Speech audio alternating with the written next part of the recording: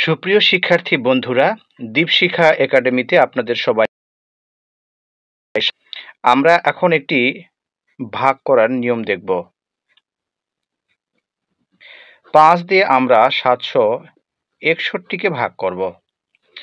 5 দিয়ে প্রথমেই আমরা 7কে ভাগ করব।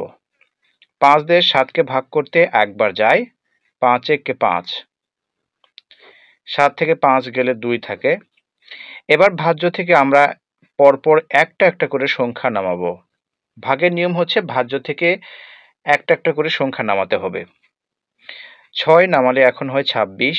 এবার 26কে 5 দিয়ে ভাগ করলে 5 বার যায়, 5 25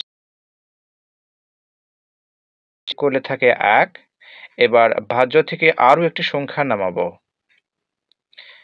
5 দুগুণে 10, বিয়োগ করলে থাকে 1। এবার ভাজ্যে আর কোনো সংখ্যা নাই এবং নামানোর কোনো অপশানও নাই, তাই এখানেই ভাগটি শেষ।